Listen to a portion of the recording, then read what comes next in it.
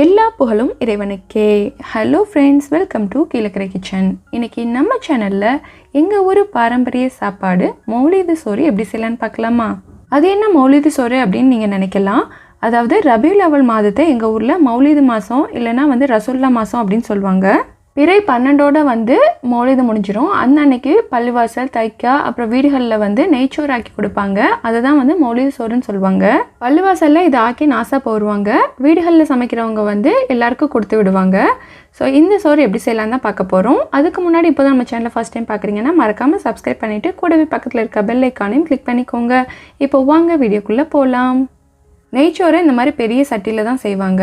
So அதுக்கு இந்த மாதிரி ஒரு சட்டி எடுத்துகிட்டு அதில் 2 டேபிள் ஸ்பூன் கீயும் 2 டேபிள் ஸ்பூன் கோகோனட் ஆயிலும் சேர்த்துக்கிறேன்.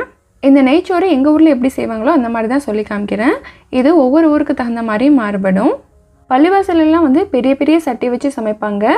ஸோ பள்ளிவாசல் சோறுண்டாவே அது அவ்வளோ வாசமாக இருக்கும். அந்த மெத்தடில் தான் நம்ம இன்றைக்கி செய்ய போகிறோம்.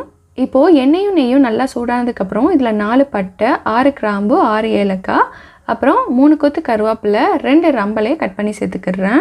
மோஸ்ட்லி எங்கள் ஊர் ரெசிபீஸ்க்கு நாங்கள் ரம்பலை சேர்ப்போம். ரம்பலை சேர்க்கும்போது இது நல்ல மணமாக இருக்கும்.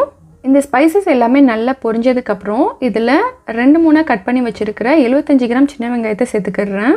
வெங்காயம் பெரிய சைஸில் இருந்துச்சுன்னா 2-3 கட் பண்ணிக்கோங்க. இதுவே சின்னதாக இருந்தால் முழுசாக சேர்த்துக்கோங்க.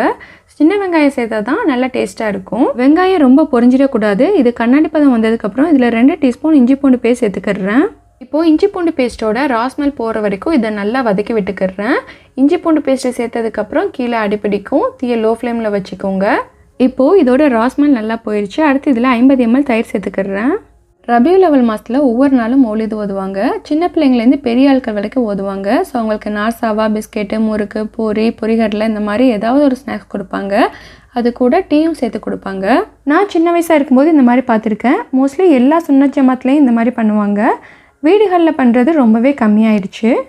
இப்போது இது வதங்கி நல்ல மனம் வந்துடுச்சு. அடுத்து தேங்காய் பாலும் தண்ணியும் சேர்த்து 6 கப் அளவு எடுத்திருக்கேன்.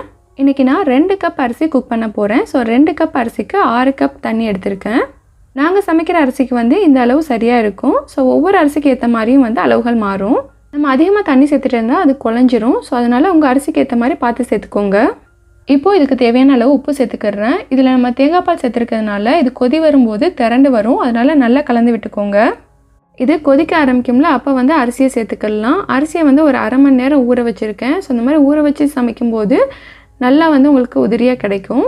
இன்றைக்கி நம்ம சாப்பாட்டு அரிசியில் தான் செய்ய போகிறோம். இந்த சோறு சாப்பாட்டு அரிசியில் தான் செய்வாங்க. இதை நான் சேர்த்துக்கிறேன். இங்கே கோயம்புத்தூரில் எப்படின்னா பிறை 12 அன்னைக்கு, அதாவது மீலாது விழா அன்னைக்கு பள்ளிகளில் ஓதுகிற பிள்ளைங்க, ஒவ்வொரு ஏரியாக்களில் உள்ள பிள்ளைங்கள்லாம் ஒன்றா சேர்ந்து மௌலீது ஓதி ஊர்வலம் போவாங்க. அந்த மாதிரி போகிற பிள்ளைங்களுக்கு சில வீடுகளில் நார்சா கொடுப்பாங்க. அதை அவங்க சந்தோஷமாக வாங்கிக்கிடுவாங்க. ஸோ இந்த மாதிரிலாம் நடக்கும்போது பார்க்குறதுக்கு ரொம்ப நல்லாயிருக்கும். முன்னாடி எங்கள் கீழக்கரையிலையுமே எல்லா வீடுகள்லேயும் சோறு போட மாட்டாங்க. ஸோ அவங்க வசதிக்கு ஏற்ற மாதிரி வாழைப்பழமோ இல்லைன்னா இடியப்பமோ வாங்கி தெருவில் உள்ள வீடுகளுக்கு கொடுத்து விடுவாங்க.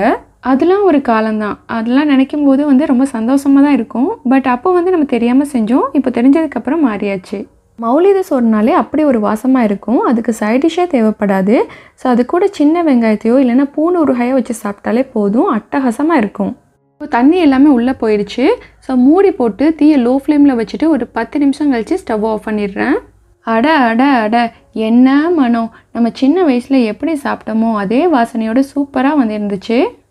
பார்க்க போனால் சோறுமே நல்லா உதிரி உதிரியாக குலையாமல் அதுவுமே பர்ஃபெக்டாக இருந்துச்சு. இந்த வீடியோ எதுக்குன்னா, முன்னாடி எங்கள் ஊரில் மீலாது விழா அன்னைக்கு இந்த மாதிரி தான் செய்வாங்க அப்படின்னு சொல்கிறதுக்காக வேண்டி தான். மற்றபடி நான் யாருக்கும் நார்சாவெலாம் சமைச்சு கொடுக்கல.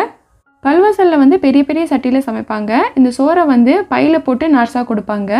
இதுவே வீடுகளுக்கு கொடுத்து விடுறவங்க ஒரு சின்ன சின்ன சகன் வச்சுருப்பாங்க, அதில் கொடுத்து விடுவாங்க. ஓகே ஃப்ரெண்ட்ஸ், இந்த கமகமக்கும் நெய்ச்சோரை கண்டிப்பாக நீங்களும் வீட்டில் ட்ரை பண்ணி பார்த்துட்டு உங்களோட ஃபீட்பேக்கை சொல்லுங்கள். அண்ட் இந்த வீடியோ பிடிச்சிருந்தால் லைக் பண்ணிவிட்டு உங்கள் ஃப்ரெண்ட்ஸ் அண்ட் ஃபேமிலிஸ்க்கும் ஷேர் பண்ணுங்கள். மறக்காமல் நம்ம சேனலை சப்ஸ்கிரைப் பண்ணுங்கள். அடுத்து ஒரு சூப்பரான வீடியோவை சந்திப்போம். தேங்க்ஸ் ஃபார் வாட்சிங்.